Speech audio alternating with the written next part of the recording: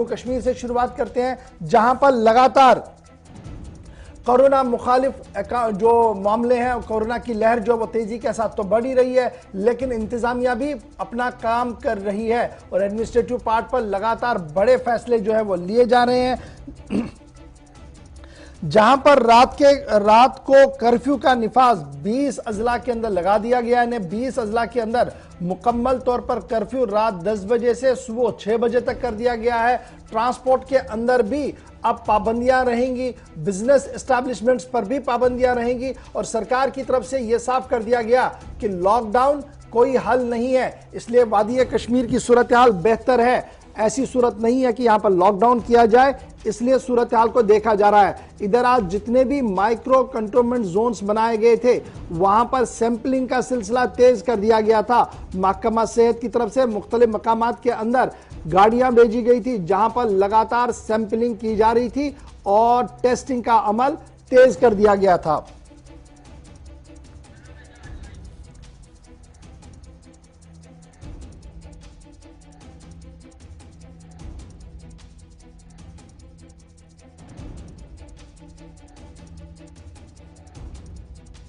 जी, मेरे साथ फिलहाल सीधे चलते हैं जी श्रीनगर, जहां से सनम मेरे साथ ज्वाइन कर चुके हैं। थोड़ी देर में अनिल मेरे साथ ज्वाइन करेंगे और अमजद खान भी मेरे साथ ज्वाइन करेंगे। तीनों रिपोर्टर्स हमारे साथ ज्वाइन करेंगे, इनसे एक एक करके कहानी पूछेंगे कि क्या कुछ चल रहा है। सबसे पहले सनम, बात जरा कंटेनमेंट जोन से शुरू करते हैं। सबसे पहले कंटेनमेंट जोन के अंदर खबर यह है कि लगातार टेस्टिंग का अमल तेज कर दिया गया है और रैंडम टेस्टिंग के बजाय घर घर टेस्टिंग की जा रही है और कोशिश की जा रही है कि जितने भी लोग पॉजिटिव हैं उन्हें देखा जाए कि क्या वो अस्पताल लेने के लायक है या वो घर में रहे। जिन एरियाज को कंटेनमेंट जोन में तब्दील कर दिया गया था, क्या कुछ सूरत हाल वहां पर है और क्या आज की ताजा अपडेट आपके पास? देखिए गौर भाई, आज श्रीनगर के कई इलाकों में, चाहे वो आलूचीबाग का इलाका हो, चाहे राहुल टाउन के इलाके हो, वहां पे जो हेल्थ डिपार्टमेंट की टीमें घर घर जा रही थी और जहां देरी होने किसी पेशेंट के पॉजिटिव होने के जो इनपुट्स थे, उसके बाद उस सारे एरिया के लोगों को सैनिटाइज किया जा रहा था। सैनिटाइज मतलब उन सभी की रैंडम टेस्टिंग की जा रही थी और ये रैंडम टेस्टिंग उन इलाकों में, खासतौर पर उन इलाकों में की जा रही है जो कोविड के रिलेटेड, जहाँ पे सिनेमा जो है कंटेनमेंट जोन देने करार दिया गया, वहां पे बड़े पैमाने पर यानी हर किसी का टेस्ट किया जा रहा है। और दिलचस्प कहानी यह है कि वहां जो रस्ते भी चल रहा था उसको भी पकड़ कर उसका भी टेस्ट किया जाता था, वो उस एरिया का रहने वाला हो या न हो, और ये बड़े पैमाने पे किया जा रहा है। और माना जा रहा है कि इस फर्स्ट फेज में ये एरियाज में की जा रही है और फिर एडमिनिस्ट्रेशन जिस तरह भी पीके पूले ने प्रेस कॉन्फ्रेंस के दौरान भी खुलासा किया, वहीं ये भी बताया जा रहा है कि अब ये मास टेस्टिंग जो है, मास टेस्टिंग के साथ साथ मास वैक्सीनेशन का प्रोग्राम जो है वो सरकार शुरू करने जा रही है। और जहाँ भी है, जो भी है, जिस हालत में मिलेगा उसे टेस्ट किया जाएगा, उसे वैक्सीन किया जाएगा। ये दो चीजें इस वक्त सरकार अपने प्रोग्राम में रखी है और शायद इसमें कल तक शुरुआत हो जाएगी, कल तक उस पर भी शुरुआत हो जाए। लेकिन जब हम टेस्टिंग की बात करते हैं, इस पर आप कह रहे हैं कि जनाब तेजी के साथ जो वो हो रहा है, लेकिन वैक्सीनेशन का अमल किस तरीके से आप देख पा रहे हैं? वैक्सीन कहां तक हो पाया है अभी तक? क्योंकि बड़ा हथियार अगर कोविड की रफ्तार को कम करना है और पेशेंट अस्पताल तक ना पहुंचे तो जरूरत वैक्सीन की है। वैक्सीन की रफ्तार को कहां पर आप देख रहे हैं? क्या सिर्फ टेस्टिंग की जा रही है, वैक्सीन को भी तेज किया गया है? देखिए, वैक्सीन के हवाले से भी तेज अमल किया जा चुका है, लेकिन कहीं न कहीं कुछ लोगों की तरफ से फिलहाल सरकार को पूरा कॉपरेट नहीं मिल रहा है। खासतौर पे जो बुजुर्ग लोग हैं, जो कुछ बीमारियों वगैरह में मुब्तला है, उन्हें खदशात है। खासतौर पे जो जैसे अल्लाह ना करे कोई सीए का पेशेंट है, कोई क्रॉनिक टेस्ट का पेशेंट है, या किसी का लिवर का है, या कोई यहाँ ब्लड प्रेशर के हैं, थायराइड की अच्छी खासी तादाद है, वो लोग इस चीज पे थोड़ा सा भरोसा विश्वास नहीं करते हैं और उनका यही का कहना है कि कहीं अगर इसका साइड इफेक्ट हो जाए तो ऑलरेडी वो कॉम्प्लिकेटेड केसेस में है तो ये उनके लिए परेशानी का सबब बन सकता है। और इस वक्त लोग इस चीज से भी डरे कि डॉक्टरी इलाज तो है नहीं, ओपीडीज वगैरह बंद हो चुके हैं, अस्पतालों में सिर्फ इमरजेंसी सर्विस है, तो इस हालत में अगर उन्हें कोई साइड इफेक्ट हो गया तो फिर वो कैसे कर पाएंगे? ये एक बहुत बड़ी इस वक्त प्रॉब्लम है। लोग इस चीज पे कॉपरेट फिलहाल नहीं करें क्योंकि उनका मानना है कि वैक्सीन जब तक वर्ल्ड वाइड अच्छी खासी बड़ा सवाल यहाँ पर यह भी है, आम लोगों को आप छोड़ ही दीजिए, और 18 साल की उम्र से तो अब ऑर्डर आया और वो भी अभी होना इंप्लीमेंट है, लेकिन 90 दिन के आंकड़ों को अगर मैं देखूं, फिगर्स को मैं देखूं जो मेरे पास सरकारी जरा से हाथ में आए हैं, उसमें हेल्थ केयर वर्कर जो 100% टारगेट होना चाहिए था वो तो 60% भी नहीं है, 55% भी नहीं है, 54% हेल्थ केयर वर्कर्स को वैक्सीनेट किया गया है। और फिर अगर हम डॉक्टर्स और दीगर लोगों की बात करें, उसमें भी ज्यादा कोई पेचरफ नहीं हुई है। 1.22 लाख लोग जो हैं वो हेल्थ वर्कर्स रजिस्टर्ड है, उसमें आप 50% को भी नहीं कर पाए। तो सवाल तो सीधे से है कि जिन्हें आपने टॉप प्रायोरिटी दी थी, सरकार वहां पर फेल है, एडमिनिस्ट्रेटिव डिपार्टमेंट्स कुछ नहीं कर पाए वहां पर। वर्कर्स है, चाहे वो फ्रंटलाइन वर्कर्स में हेल्थ डिपार्टमेंट के मुलाजिम है या दूसरे लोग हैं, चाहे वो हमारे पुलिस के लोग हैं या जितने भी इस हवाले से जिन्हें फ्रंटलाइन कहा जाता है, उनको सिर्फ 54% उनको अब तक वैक्सीन दिया जा चुका है। और उसकी भी, जिस तरह मैंने अभी आपको वजह बताई, कि यहाँ पर भी जो सीरियस उम्र के, सीनियर उम्र के लोग हैं, बुजुर्ग उम्र के लोग हैं, जिन्हें कहीं ना कहीं कोई एलिमेंट है, कोई परेशानी है, वो इस हवाले से फिलहाल पीछे रह रहे हैं।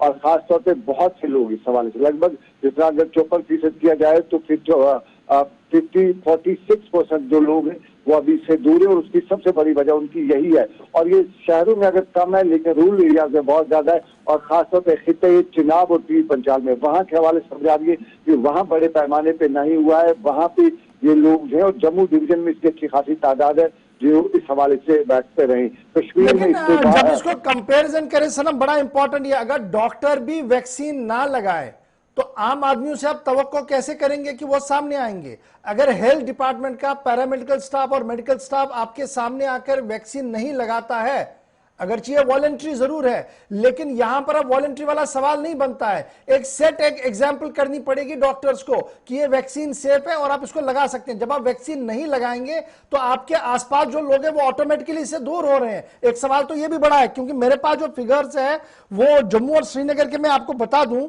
श्रीनगर के अंदर डॉक्टर और पैरामेडिकल स्टाफ जो है दैट इज 49.56%, यानी 50% भी नहीं है। जबकि जम्मू के अंदर यह रफ्तार काफी अच्छी है, 63.63% डॉक्टर और पैरामेडिकल स्टाफ का। तो क्या मैं ये मानूं ये लैब टू लैब डॉक्टर की वजह से जो हो रहा है, जो डॉक्टर फोरफ्रंट पर नहीं आ रहे हैं, ये बुनियादी वजह है कि आम लोग अभी तजब्जुब का शिकार है, आम लोग अभी परेशान है, वो देख रहे हैं कि क्या कुछ करना है।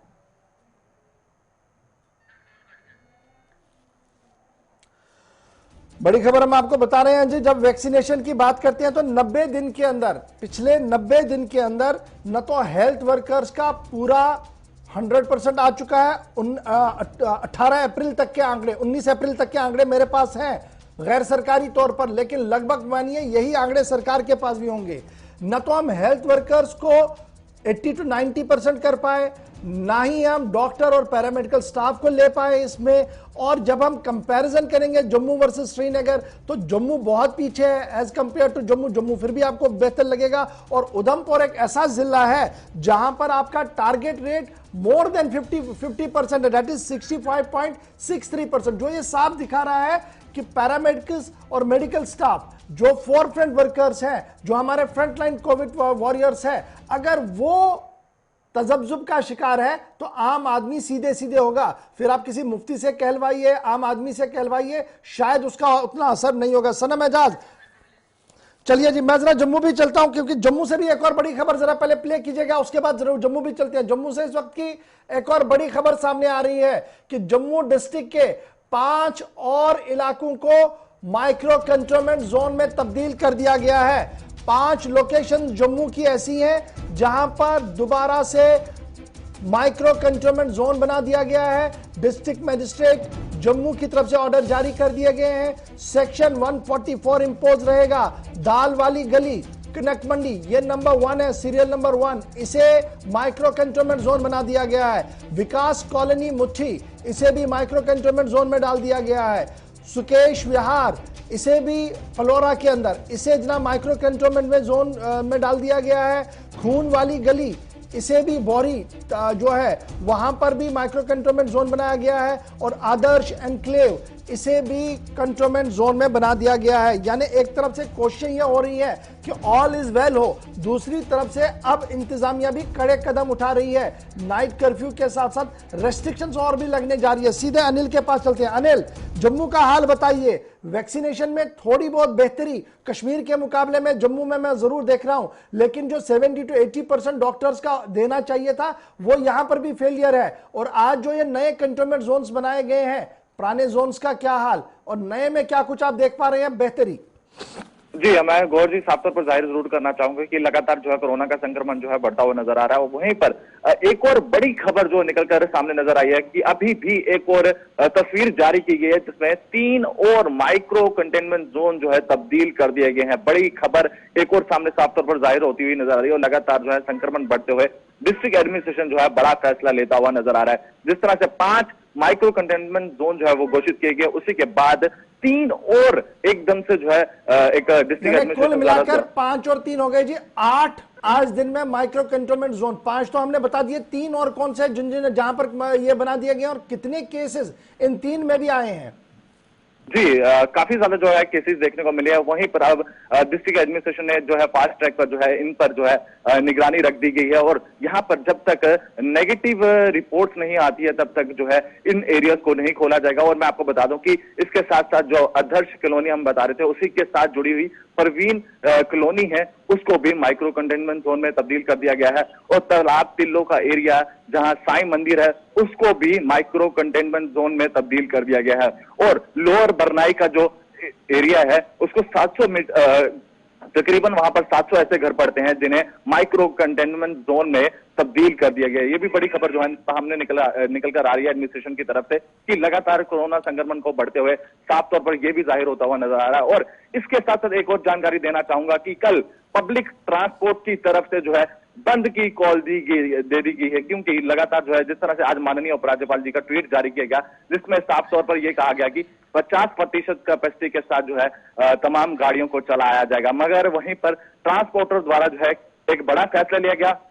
तमाम ट्रांसपोर्टर की बातचीत हुई और मीटिंग हुई, उस पर यह बड़ा फैसला निकलकर सामने नजर आया कि कल जम्मू कश्मीर में किसी भी तरह का कोई भी ट्रांसपोर्ट नहीं चलता हुआ ये जो पब्लिक ट्रांसपोर्ट पर पाबंदी है, ये इस डिसीजन के खिलाफ है जो सरकार ने लिया कि आपने जी सेट नॉर्म जो है उनके तहत चलना होगा और वो अपने तरीके से चलना चाहती है, या उसको लेकर है, या उनकी जो जेन्युइन पुरानी डिमांड्स है उन्हें एड्रेस नहीं किया गया था अभी तक पूरी तरह से?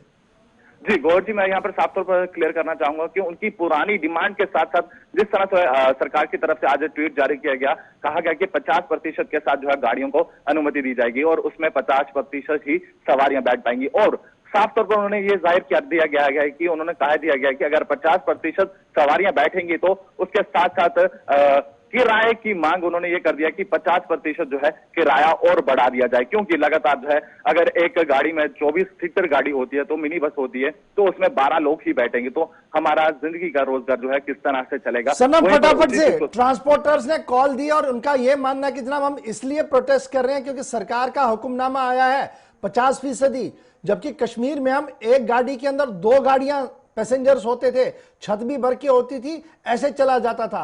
और ये अगर उनसे कोई पूछता वो कहते हैं जनाब नीचे आइए, आपको कौन सी मजबूरी है चढ़ना। तो अब जब सरकार लगाम लगाना चाहती है और ट्रांसपोर्टर्स का ये रवैया सामने आया है, ये कितना जेन्युइन मान रहे हैं, या ये फिर से वही बात हुई कि जब चाहे हम तो हम ही फैसला करें, सरकार कुछ नहीं कर सकती है, सरकार के रिट का कोई मतलब ही नहीं है? देखिए गौर, इस वक्त ये जो ट्रांसपोर्टर्स हैं मनमानी, यहाँ पे बहुत से इदारे जो है वो मनमानियां करते रहते हैं। इन हालात में जब एक तरफ से वबा फैली है, एक तरफ से इंसानी जानों को खतरा है, दूसरी तरफ से इनकी मनमानी के लिए हड़ताल की कॉल देना, साफ जाहिर है ये एक अपना वो अजारादारी है।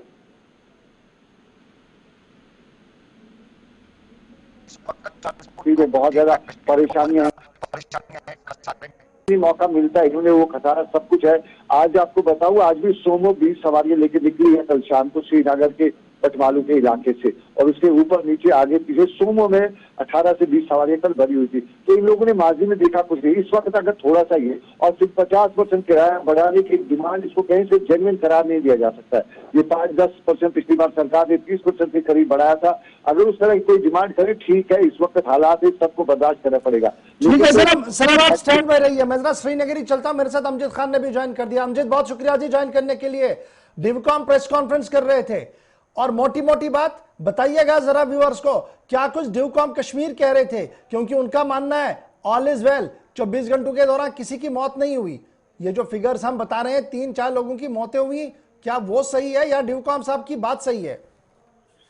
देखिए, ड्यूकॉम साहब के अनुसार कश्मीर के अंदर से हर तरह की खबर अच्छी है। आप ऑक्सीजन अवेलेबिलिटी की बात करें तो 1900 लीटर्स पर मिनट के हिसाब से उसको बढ़ा करके 3200 पर मिनट लीटर कर दिया गया है। और उसके बाद अगर आप वैक्सीनेशन की बात करें तो 8 लाख वैक्सीनेशन हो चुके हैं, यानी 3.5 लाख लोग पर 10 लाख लोगों में वैक्सीनेटेड है। ये भी अच्छी खबर है। उन्होंने कहा कि पिछले 24 घंटे के अंदर कोई भी मौत नहीं हुई है। डायरेक्टर सिम्स ने भी यही बात कही, डायरेक्टर हेल्थ ने भी यही बात कही। उनके अनुसार ये डेटा भी पॉजिटिव है कश्मीर के लिए। हर तरह से अगर हम देखें तो अभी जो खबरें कश्मीर के अंदर से निकल कर आ रही है वो अच्छी है। सबसे पहले सबसे बड़ी खबर जो कश्मीर की उन्होंने बताई वो ये थी कि लॉकडाउन नहीं लगेगा कश्मीर के अंदर, यानी हर किसी इंसान के दिमाग में जो बात चल रही थी लॉकडाउन को लेकर के, उसको नलिफाई कर दिया गया है। किसी भी तरह का लॉकडाउन नहीं लगेगा। नाइट कर्फ्यू में थोड़ा सा एक्सटेंशन रहेगा, लेकिन उसके साथ साथ जिस तरह की भी डिमांड कश्मीर के अंदर से आ रही थी, चाहे वो टूरिज्म इनपुट को लेकर के हो, वो भी डिनाई कर दी गई है। वैक्सीनेशन को और ज्यादा बढ़ावा देने की बात की गई है। और उसके साथ साथ जो सबसे प्रायोरिटाइज बात यहाँ पर देखी जा रही है आज के दिन में वो ये है कि जो ऑक्सीजन फ्लो है हॉस्पिटल्स के अंदर उसको बढ़ाने की बात की जा रही है। सारे हॉस्पिटल्स के अंदर अलग अलग अपना जो इंडिपेंडेंट ऑक्सीजन प्लांट है वो लगाए जाने की बात की जा रही है। ड्यूकॉम कश्मीर से हमने सेपरेटली एक बाइट में बात की और उनसे पूछा कि जो फार फ्लंग एरियाज है वहां पर भी तो पेशेंट्स हैं, उनके जो ऑक्सीजन सपोर्ट उनका है उसका क्या ख्याल है। तो उन्होंने कहा कि फार फ्लंग एरियाज में मौजूद 37 अलग अलग हॉस्पिटल्स में जो इंडिपेंडेंट प्लांट्स है या तो वो बच चुके हैं, ओपनिंग के लिए तैयार हैं, या फिर वहां पे प्रोजेक्ट थ्रो कर दिए गए हैं कि वहां पर भी ऑक्सीजन सपोर्ट बनाया जाए। यानी कोविड को लेकर के कश्मीर के अंदर से हर तरफ से ड्यूकॉम साहब के हिसाब से एक अच्छी खबर सामने आ रही है कि ऑक्सीजन सपोर्ट हर हॉस्पिटल के अंदर मौजूद है। अगर हम लोग स्किम्स की बात करें 3 लाख लीटर्स प्रति मिनट के हिसाब से, प्रति घंटे के हिसाब से जो ऑक्सीजन की वहां पर कैपेसिटी है, डिमांड है, वो पूरी की जा रही है। यानी वहां पर अभी भी जो ऑक्सीजन की कमी ठीक है जी, आप स्टैंड बाय रहिए मेरे साथ, आप स्टैंड बाय रहिए। सनम एजाज मैं आपके पास भी आऊंगा और अनिल आपके पास भी आ रहा हूं फटाफट से, लेकिन सबसे पहले अनसनम आपके पास। ऑल इज वेल, उसके बावजूद भी नाइट कर्फ्यू इंपोज, गाड़ियों के ऊपर रेस्ट्रिक्शंस है और अब कारोबार भी सिस्टम में चलेगा जी, आधी आधी करके, आधी दुकानें आज और आधी दुकानें कल। ये पहले भी हमने देखा था और उसके बाद क्या कुछ हुआ था वादी कश्मीर के अंदर सबके सामने है। सनम, क्या ये हल है आज के दिन में जब रफ्तार बहुत ज्यादा तेज हो और इंतजामिया कह रही हो कि जनाब रफ्तार तेज नहीं है? कल टॉप डॉक्टर ये कह रहे थे कि 100 बेड है, 100 के 100 फूल पड़े हैं। तो किस बात को सही माने या किस बात को हम इंटरप्रेट सही से कर पा रहे हैं? देखिए बिल्कुल गौर, ये जो एक सरकार का ये फैसला है, दिन दुकानें खोलना या लॉकडाउन ना करना वगैरह, ये सरकार की बहुत ज्यादा मजबूरी है। इस वक्त सरकार का खजाना खाली हो चुका है। लगातार 1 साल से कोविड चल रहा है, उस 1 साल के दौरान ग्रोथ रेट हुई नहीं है, तो सारे के बीच में सरकार चलाने के लिए पैसा भी चाहिए, तो वो है नहीं, तो फिर कहाँ से? अब अगर एक और लॉकडाउन लग जाता है, जिस तरह पिछले साल जब कोविड हुआ तो अचानक मोदी जी ने ऐलान कर दिया था कि फटाफट कोविड हो गया जी, लॉकडाउन हो गया जी, लेकिन अब की बार उसके बाद उन्हें लगा पता कि लॉकडाउन से कितना नुकसान हुआ, तो अब की बार उन्होंने अपने मथे चढ़ाने के बजाय सभी स्टेट्स को बता दिया कि वो उसको आगे बढ़े। और जहाँ जहाँ उन्होंने जिस तरह से वहाँ की स्टेट्स के इकदाम उठाए, उसमें कहीं न कहीं उन्होंने अपने जो मेज है उसको बचाने की कोशिश भी की। तो इस वक्त हम देख रहे हैं सरकारों ने ये रीजनल सरकारों के मथे ये सब कुछ है, तो इनको भी ये गाइडलाइंस है, डायरेक्टिव है कि हमें देखना सब कुछ है, बाजार भी चलाना है, कोविड को भी एक साइड से लेकर चलना है। लेकिन क्या इससे बाजारों के अंदर रश तो नहीं बढ़ेगा? ये बड़ा सवाल है। अनिल मैं आपके पास जाऊं, क्योंकि जम्मू में भी हमने इसका देखा था कि पार्शियली हम चला रहे थे, पार्शियली रोक के एक दिन एक दुकान को चला रहे थे, लेकिन जब आदमी को लाना है सामान वो तो निकलेगा, वो थोड़ी ये देखेगा कि मेरा ये दुकान चल रहा है या नहीं चल रहा है। तो बाजार के अंदर जहां हम 100 दुकानों में लोग जा रहे थे वो 50 में ही 100 चले जाएंगे। तो उस फ्लो को ना हो वहां पे क्या ट्रेडर्स की तरफ से भी कुछ किया गया है कि एक अवेयरनेस के तौर पर? जी मैं साफ तौर पर जाहिर जरूर करना चाहूंगा कि लगातार जिस तरह से माननीय उपराज्यपाल जी का सुबह ट्वीट जारी हुआ और उसी के बाद जो है काफी हलचल देखने को मिल गई। और उसी के अगर एक दिन पहले बात करें तो माननीय उपराज्यपाल की तरफ से ये कहा गया था कि आप अपने रिप्रेजेंटेटिव को समझाएं कि आप अपना दुकानों का जो वक्त है उसे कम कर दे। और एकदम से जब ट्वीट सुबह जारी होता है तो जितने भी तमाम ट्रेडर्स हैं, उनके चैम्बर ऑफ कॉमर्स के प्रधान हैं, तो काफी बड़ी उनकी एक हलचल देखने को मिल गई मार्केट के अंदर। तो उनकी तरफ तरफ से ये एक रिव्यू किया गया और उसके बाद डीसी जम्मू के पास जाकर वो बातचीत करते हैं कि इस तरह का एक ऑर्डर जारी कर दिया जाता है और काफी ज्यादा जो है मार्केट में जो है हलचल जो है हड़बड़ जो है मचने में शुरू हो जाती है। और वहीं पर अगर हम बात करें तो अब जिस तरह से साफ तौर पर जाहिर कर दिया गया है चैंबर ऑफ कॉमर्स प्रधान की तरफ से कि हम सरकार के साथ समर्थन जरूर किया है, पिछले कोविड के टाइम पे भी हमने काफी समर्थन किया है कि पूरे बाजारों को बंद रखा गया था और एकदम से जो है ये फैसला जो लिया गया है ये हित में नहीं है और कहीं ना कहीं जो है कारोबारियों पे जो है काफी ज्यादा जो है असर पड़ने को देखने को मिलेगा। चलिए जी, बहुत बहुत शुक्रिया आप तीनों मेहमानों का मेरे साथ ज्वाइन करने के लिए और ग्राउंड जीरो से रिपोर्ट बताने के लिए कि कोरोना की लड़ाई में किस तरीके से एडमिनिस्ट्रेशन नए नए फैसले कर रही है और इन नए फैसलों के बीच क्या कुछ होने जा रहा है। लेकिन एडमिनिस्ट्रेटिव पार्ट पर दो बड़े बयान हमारे पास है, दोनों आपको पहले बताते हैं कि डिविजनल कमिश्नर जम्मू ने आज पुंछ राजौरी का दौरा किया है, जिस दौरान उन्होंने इंतजामात का जायजा भी लिया और सहाफियों के सवाल का जवाब भी दिया है। जो गवर्नमेंट के हमारे प्रायोरिटी प्रोग्राम्स हैं जिसमें जल जीवन मिशन हो या हमारा जल शक्ति अभियान है, हमारे जो PRI इंस्टीट्यूशन से रिलेटेड 14th FC के वर्क्स हों, MG नरेगा के वर्क्स हैं या कैपेसिटी बिल्डिंग जो PRIs की हमें करनी है, सोशल सिक्योरिटी स्कीम्स हैं हमारी, उन सब में अच्छी प्रोग्रेस डिस्ट्रिक्ट दे रहा है। कुछ जगहों पर जैसे आयुष्मान भारत में कहीं पर अभी प्रोग्रेस स्लो है, तो उसमें मैंने हिदायत भी दी है कि जो अभी प्रोग्रेस है वो लाई जाए। ये देखकर अच्छा लगा कि काफ़ी ऐसे हमारे जो प्रोजेक्ट्स थे जो लैंग्वेजिंग मोड में चल रहे थे वो अच्छी प्रोजेक्ट मॉनिटरिंग के चलते अभी उन्होंने गति पकड़ी है, कई लैंड इश्यूज भी रिजॉल्व किए गए हैं। मैं समझता हूँ अच्छी प्रोग्रेस जो है आगे भी देखने को मिलेगी और टाइम बाउंड तरीके से सभी प्रोजेक्ट्स को टीम राजौरी कंप्लीट कर पाए। सर, कोविड को लेकर किस तरह की नई गाइडलाइन जो है वो इशू हुई है और किस तरह की उसमें इम्प्लीमेंटेशन की क्या बात हुई? ये देखिए, कोविड के चलते आप देख रहे हैं कि स्टेट एग्जीक्यूटिव कमेटी की तरफ से टाइम पर जो हम लोग कोई अगर रिस्ट्रिक्शंस लगानी है तो वो निकल रही हैं। एट प्रेजेंट आपने देखा होगा कि इंडोर गैदरिंग 50, आउटडोर गैदरिंग 100 पर उसमें कैपिंग की गई है। हमारे अभी सभी इदारे जो हैं एजुकेशनल इंस्टीट्यूशंस, उनको अभी कोविड अपसर्ज के चलते उनमें अभी जो है वो बंद कराए गए हैं। और ओवरऑल गवर्नमेंट की एक हिदायत है और सभी गुजारिश भी है सभी सिटीजन से, सभी मार्केट एसोसिएशन से भी, हमारे डिप्टी कमिश्नर साहिबान सभी से जो है वो बात कर रहे हैं कि कोविड एप्रोप्रिएट बिहेवियर को यहाँ पर सभी लोग जो हैं उसका पालन करें, 2 गज की दूरी, मास्क लगाना।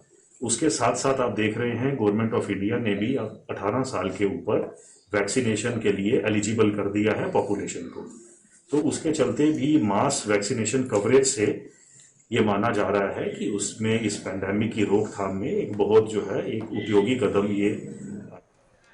चलिए, जो भी कदम उठाने हैं वो उठाए जा रहे हैं और कमेटियां बनाई गई है जो मॉनिटर कर रहे हैं। लेकिन ट्रेडर्स क्या कुछ कह रहे हैं? जम्मू चैम्बर ऑफ कॉमर्स से थोड़ी देर पहले अनिल ने बात की है, जानने की कोशिश की कि सरकार और कोरोना की जंग जिस तरीके से लड़ने जा रही है उसमें उनका कितना रोल बनता है और वो आगे क्या कुछ करने जा रही है। देखिएगा कि जम्मू चैम्बर ऑफ कॉमर्स का क्या कुछ फैसला है।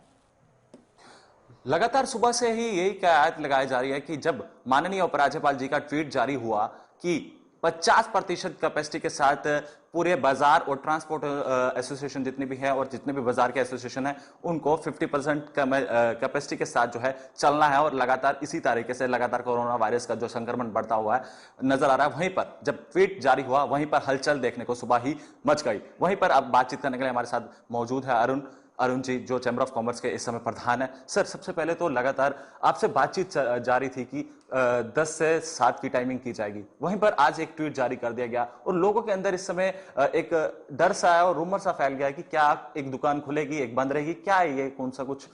यही बात को लेकर के हम अभी डीसी ऑफिस में भी गए हुए थे, डीसी साहब से भी बात हुई कल ही। अभी डीसी साहब की तरफ से ये था कि भाई आप बाज़ारों का समय जो है उसको चेंज करिए, कम करिए, और हमने बाज़ार एसोसिएशन के साथ बात करके हमने उसको कम कर दिया 10 से 7 बजे का हमें जो ऑल ओवर जम्मू, तो उन्होंने हर एसोसिएशन ने हमारी बात को माना और उन्होंने अपना टाइम जो है 10 से 7 कर दिया।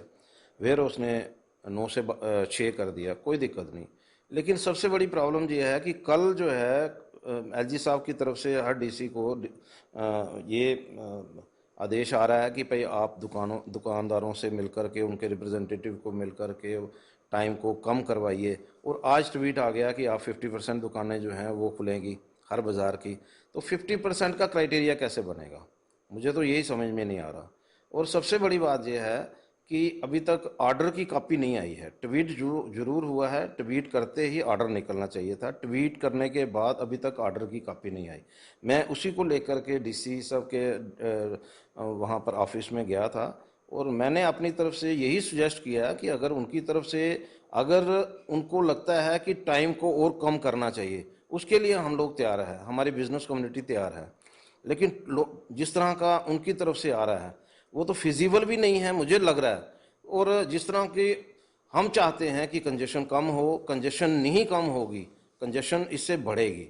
क्योंकि अगर एक बाज़ार जो है उसको ये बंद करने की बात करते हैं, दूसरे बाज़ार को खुला रखने की बात करते हैं, या एक बाज़ार जो है उसको 50% जो है एक साइड खुली रहेगी दूसरी साइड बंद रहेगी, तो उससे कंजेशन कम नहीं होगी। जिस सोच को लेकर के ये नया ऑर्डर जो है निकालने की बात कर रहे हैं, हमारी सोच तो पॉजिटिव होनी चाहिए। हम आज की बात मैं आपको आज भी एश्योर करता हूँ, आप मार्केट में जाइए, आपको वहाँ पर कंजेशन कहाँ मिलेगी। रघुनाथ बाज़ार में जाइए, वहाँ पर क्या हालत है, रेजिडेंसी रोड पे जाइए, वहाँ पर क्या हालत है। कुछ बाज़ार जो हैं वहाँ पर आपको कंजेशन मिलेगी। हम उन बाज़ार वालों को भी अपनी तरफ से रिक्वेस्ट कर रहे हैं कि अपनी कंजेशन को कम करिए और जो SOP मतलब ये स्पेशली सोशल डिस्टेंसिंग और मास्क की बात है उसको फॉलो करिए। और मैंने अपनी तरफ से जो सुजेस्ट किया है डीसी सर को, मैंने कहा है कि आप मेरी बात को ऊपर तक पहुंचाइए कि भाई, क्योंकि अभी तक ऑर्डर की कॉपी नहीं आई है। तो मेरा मानना यही है कि हमें डीकंजेशन के लिए इस तरह का जो जी, ये तो बात थी चैम्बर ऑफ कॉमर्स की कि डीकंजेशन, जो मैं अभी सनम से भी पूछ रहा था कि हाउ इट इज पॉसिबल, ये फिजिबल कैसे है। क्योंकि जब 100 लोगों का सामान लाना है और 50 दुकानें अब खोलेंगे तो 100 के 100 मार्केट में रहेंगे, उसके लिए क्या वे आउट है। लगभग मेरे ख्याल से चैम्बर ऑफ कॉमर्स का एक अच्छा डिसीजन था, शायद सरकार इसको मान ले। लेकिन अभी जब मैं आपसे कोरोना की बात कर रहा हूं तो एक बड़ी खबर सामने आ रही है। मेरे सामने इस वक्त खबर है कि 5 और इलाकों को माइक्रो कंटेनमेंट जोन श्रीनगर के अंदर बना दिया गया। जम्मू की मैंने आपको डिटेल बता दी, लेकिन श्रीनगर के अंदर भी 5 इलाकों को माइक्रो कंटेनमेंट जोन के तौर पर बना दिया गया है आज। और ये जो 5 इलाके, इनमें जडीबल बटमालू का इलाका है, माइक्रो कंटेनमेंट जोन में इनको कर दिया गया है। और इनमें जो अब इलाके आए हैं, इन्हें मीरकाबाद, शालीमार, हैदर कॉलोनी, किल खान गली, upper Sora, Baspora, Firdous colony, Zadibal, Gazalabad lane number 1, HMT, Shah Anwar colony lane number 2, Batmaloo area of Srinagar और कुछ और इलाके हैं जिनको आज सरकार की तरफ से ये जो है कंटेनमेंट जोन में डाल दिया गया।